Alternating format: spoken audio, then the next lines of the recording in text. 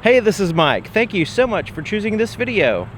Today I'm in Myrtle Beach, South Carolina, visiting East Coast Honda, and I'm checking out a 2017 Honda Fit in the EX trim level. Now, the Honda Fit is a surprisingly roomy and versatile vehicle that gets fantastic gas mileage. Lots of cool stuff to show off from this little car, so let's go ahead and check it out. This Honda Fit is sitting on 185/55 R16 Firestone tires, wrapped around 16-inch alloy wheels. It also has ventilated disc brakes in the front and drum brakes in the back. The name of this color is Aegean Blue Metallic, and I love a blue, like it's electric blue, I guess you could say. It kind of stands out and really captures your eye and just makes the vehicle look fun. So here in the front you have some gloss black as well as some chrome accent across the bottom with a big Honda emblem in the center, and then some flat black there at the bottom in the grille area. Now, the headlights for your low and your high beams are powered by halogen bulbs in a reflector housing. You also have halogen powered reflector fog lights at the bottom. This is what the key looks like. It's a proximity key system. It's designed where you can just keep it in your pocket the whole time and use the vehicle 100%. But it does have some buttons here, and nice big buttons too, easy to see. Lock and unlock, and a panic button. Has a physical key on the inside in case you need that. But generally, you just put it in your pocket and you can use the vehicle. So walking up, have the key in my pocket now. I can lock the doors by pushing this button. Unlock it by simply putting my hand behind the handle. It senses the key within a close proximity of the door, and it senses my hand position and allows me access to the vehicle. Alright, so here's the inside of the passenger door. So you have some soft to the touch fabric right in here. Everything else is just a smooth plastic. There's some metallic accents and a matte sheen around the handle and around the door there. There's a bottle holder, a little storage area. There's your threshold. This is a little cover for the frame number. Manually adjusted cloth seats here in the front. They're kind of like a mesh material. A little bit of a pattern there in the center.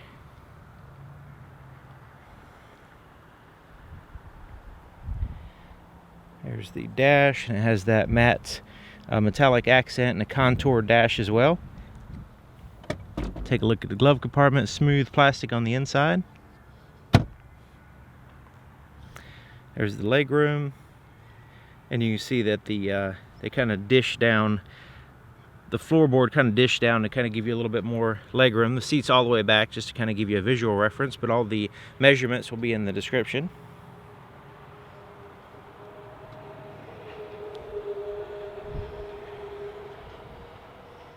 Here's the inside of the back door. Same soft to the touch cloth here on the back. On the side, everything else is a smooth plastic. There's a bottle holder area. So even with the seat all the way back, you have plenty of legroom back here for the backseat drivers. They also have plenty of leg space as far as even a center passenger. There's just a slight hump in the center, but nothing too prominent. So even the center passenger is going to have plenty of legroom. There's a pocket in the back of the front seat there on the passenger side. The seats in the back is basically a bench seat. It does have some slight bolsterings to simulate a bucket seat, but it also has the ISOFIX or latch system for car seats, so you can secure those. Now, they fold down in a 60/40 split, and the split is right in here. So not only does the back split, but also the center, which I'll show you in a second. Why they do that? Because there's some extra space. They do a really good job of utilizing all the space in this back seat area. So lifting this up, and it's not very heavy, you just lock it in place by pushing that down. That way you have from the floor all the way to the ceiling this open cargo space. So you can have this space in addition to cargo space. I mean, passenger and cargo, or a combination of both. You can fold down the other seat and leave this one down, however you want to do it. So this is one way of utilizing cargo space in this vehicle. You can also, there's a little bit of space under the seat for some cargo space, even when you have passengers in place. Okay, so let's fold this back down. These are magic seats, by the way. Okay, so now let's go ahead and fold this down.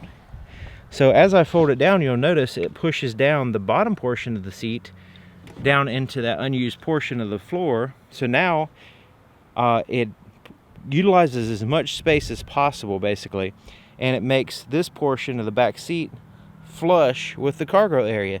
So it adds to the cargo area in a really kind of like a perfect way, because it doesn't have it sinks down and gets out of the way, so you can add some more stuff here.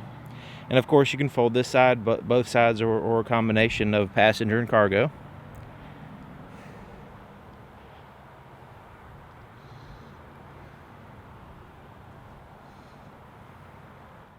Taking a look at the back of the vehicle, it has the antenna there at the top with the spoiler at the top of the glass with the third brake light as well. There's your windshield wiper, prominent chrome accent across the back. And there's your tail lights. So you have a combination of LED and standard bulbs for your tail lights. Your backup camera is located right in here, and it's offset pretty significantly, so it's not in the very center, but it does give you the ability to see pretty good behind you. All right, so there's a single exhaust back here on the right side. Okay, so let's look at the cargo area. You can lift it up.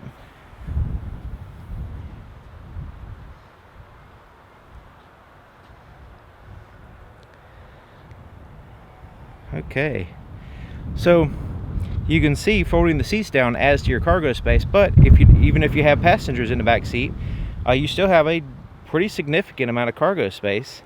This one has the cargo liner in place, which is highly recommended by me. And you have tie downs on each corner, here and here, and then you also have your anchors for your car seats there, which is separate. This lifts up, and the first portion lifts up, revealing your tools for your spare tire. It even has a tow hook that screws into the bumper. And this can utilize this space for cargo space if you need to. And then under here is your spare tire, and there's some space around your spare tire in case you want to utilize that as well. The fuel door is on the driver's side, and it's lockable, and you can release it there. And it has a pretty traditional cap with a little tether system and a place to hang it while you're pumping gas. To start it up, all you need is the key inside the vehicle. It could be in your pocket or a bag or whatever. Put your foot on the brake and hold it, and push this red button.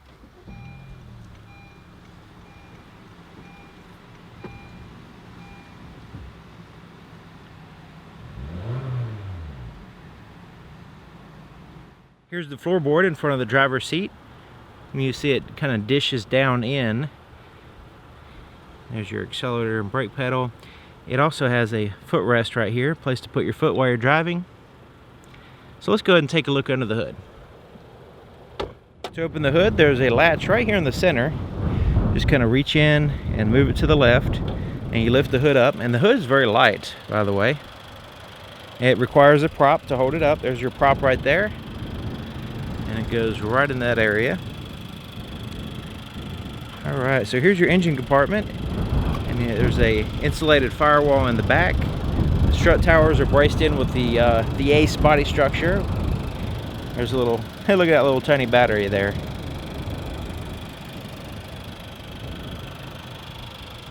And if you're not familiar with the ACE body structure, I'll leave that link in the description explaining it, but the short answer is it uses the design of the frame and the body structure of the metal and the type of metal used in different places to provide a crumple zone to keep the energy from reaching the passengers in a negative way in an accident. So it's pretty good. Okay, so here's your engine. It's a 1.5 liter, 130 horsepower iVTEC engine, direct injection with the Earth Dreams technology. Now it's paired to a CVT automatic transmission, continuously variable transmission, by the way. Your intake is here on the front, as you can see the plastic there, and the exhaust is in the back, channeling the heat away from the engine compartment. Here's the inside of the driver's side door. It's just like the other side, except for it has a few more buttons. You have your power window controls. You have the driver, which is a one-touch up and down automatic window. Give you an idea of how fast it goes. Nice and smooth. You can also lock out the windows by pushing that button in case you don't want kids playing around with the electric windows. Door locks. Your side mirrors are adjusted here. You just pick a side and adjust it with this little pad. Manually adjusted cloth seats here on the driver's side. The driver has the ability to raise and lower the seat by using this lever right here.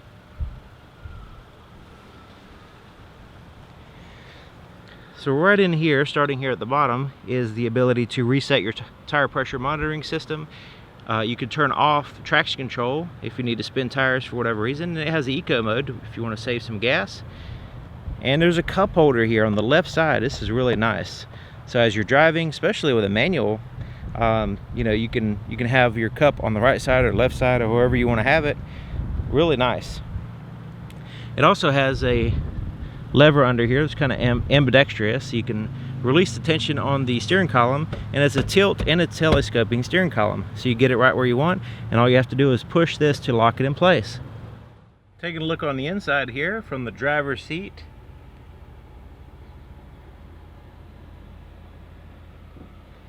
So I'm 6 feet tall, just to give you an idea of the legroom here. I have the seat all the way back, and that's where I would need it to be most comfortable. Knee room is fantastic. Leg room, I can't really stick my legs completely straight out, but it's a pretty comfortable situation here. Now I like to drive with my knee kind of raised like so, like this, but there's a little bit of a significant raise in the floor back here, so that kind of impedes my leg room as far as that custom position or whatever. But other than that, it's really good. The angle of the footrest out down here is perfect.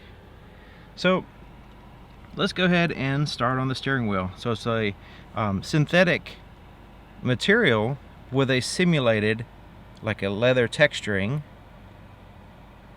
and it's very comfortable. I mean, it feels like it's super durable. I mean, it's not going to give you any problem as far as durability goes, it seems. Look, check out, it has a little mesh under here too. It's pretty neat. And it's soft to the, I mean, I would say, it's soft to the touch. I mean, it's not super soft, but you can, when you push it, it kind of gives a little bit, so it's very comfortable. And the thickness is about right too. A thick steering wheel, basically a real skinny steering wheel, is going to dig into your hands and, you know, kind of put more pressure on your bones in your hands while you're driving, gripping your steering wheel. So having a good thickness spreads out that pressure, I guess you can say.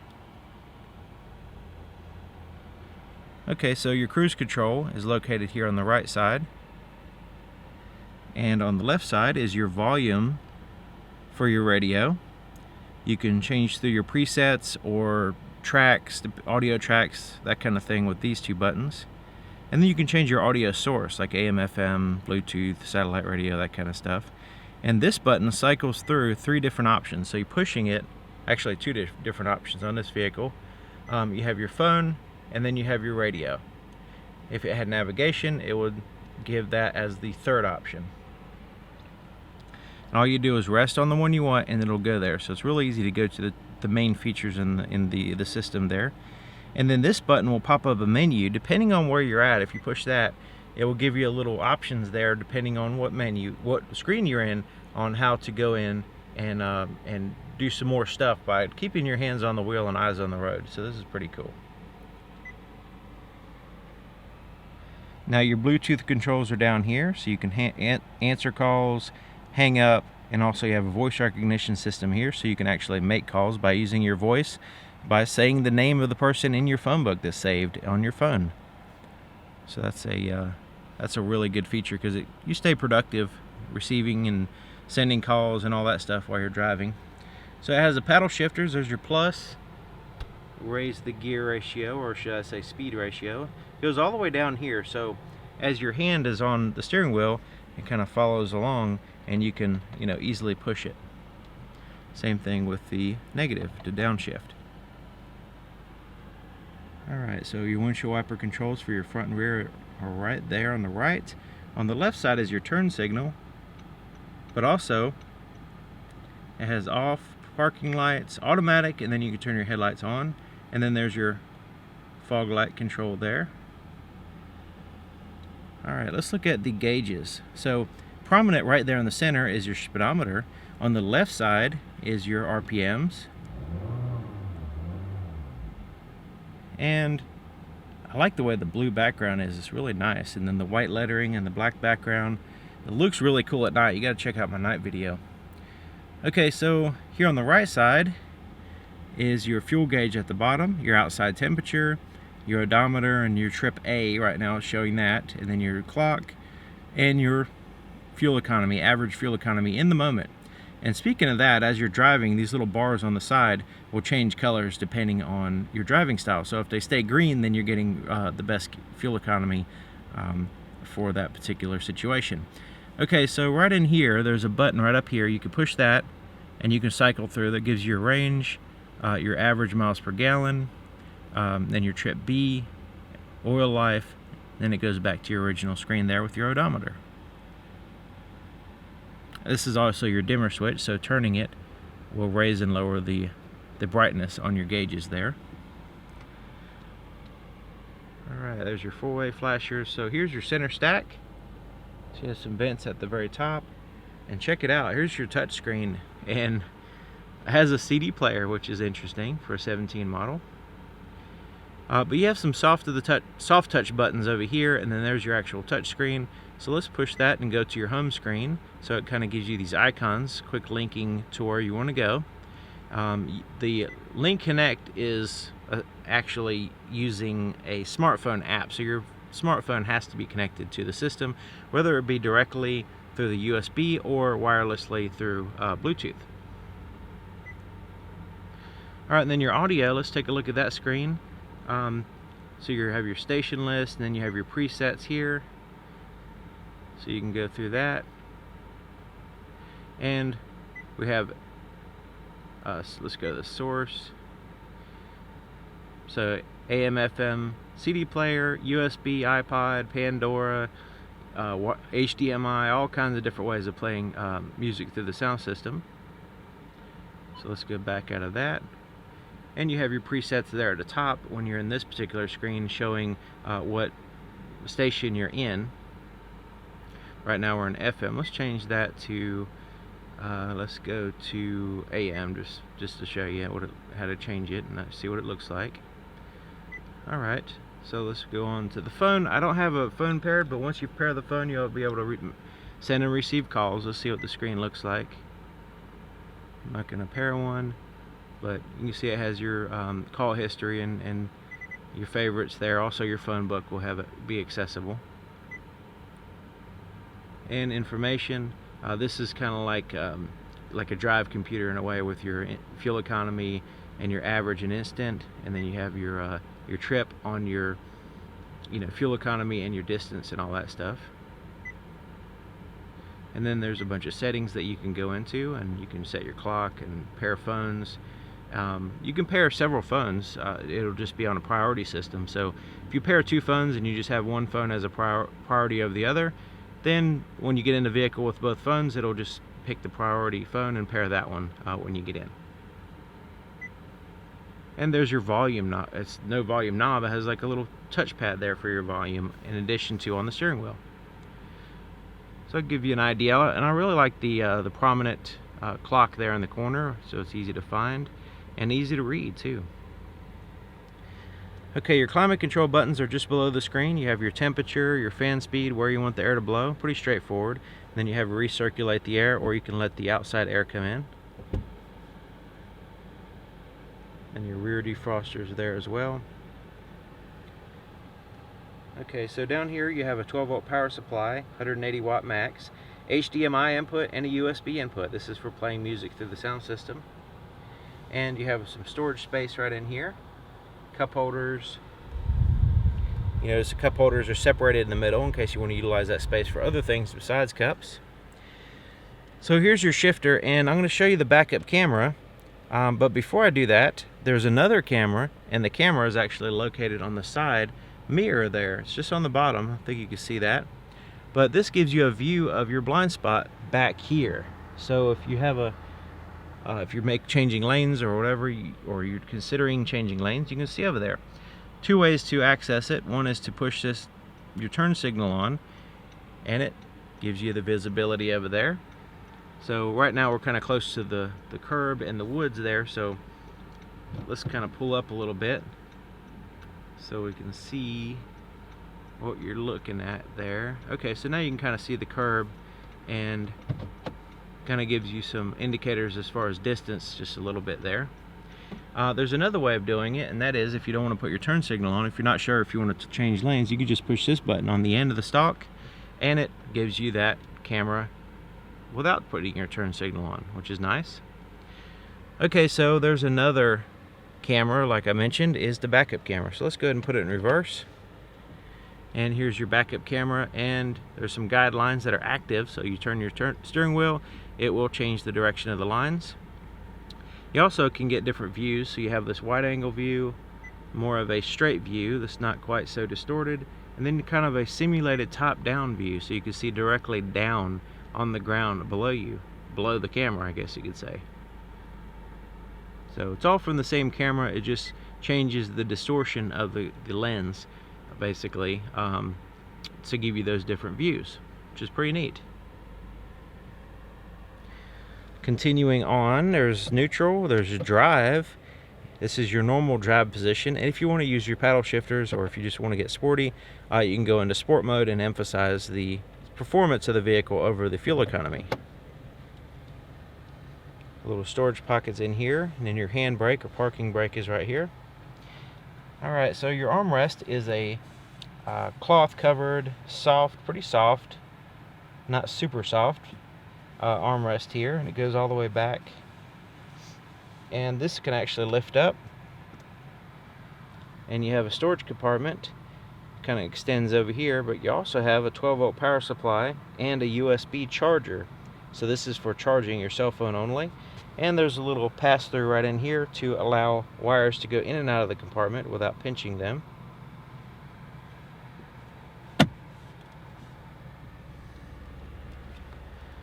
Okay, here's your rear view mirror, and it's a manual day and night mode. Pretty traditional there. And up here is some tap lights. And you can turn the lights on with the door by choosing that selection, or you can turn that feature off. And this is for your sunroof, which we'll get to in a minute. There's your visor. Has a pretty good sized mirror in there, but no lights.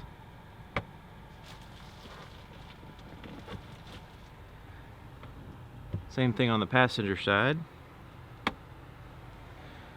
Okay, let's look at the sunroof. So the sunroof has this shade that covers up 100% of the light. You can open it up, let some light in. If you want to let some air in, you can tilt it up like so and get a little bit of air. Close it, or you can open it up and let a lot of air come in. As far as it goes back. And of course, if you don't want any light coming in, you can close it up. Alright, let's look at the visibility in the back. So, you can see I have one seat down, but even if I have the seat up, with this, the way the headrests are in this position, they don't get in the way of the visibility. So you do have some glass back there behind the second row and the cargo area, so you can help you see on the sides, and then a pretty good sized glass in the very back. So of course you have the camera systems helping you out too, but still pretty good visibility.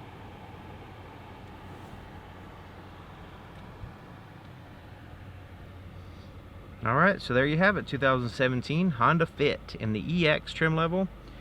Really neat car. I mean, I came this close to buying one at one time. I was very considering it. I was considering a lot of vehicles. The problem is there's so many cars that's nice on the market now, it's just really hard to make a decision. So maybe this one's right for you.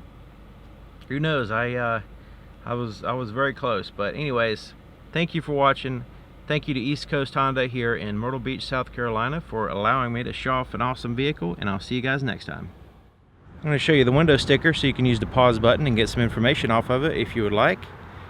Kind of lists out the features of this specific vehicle.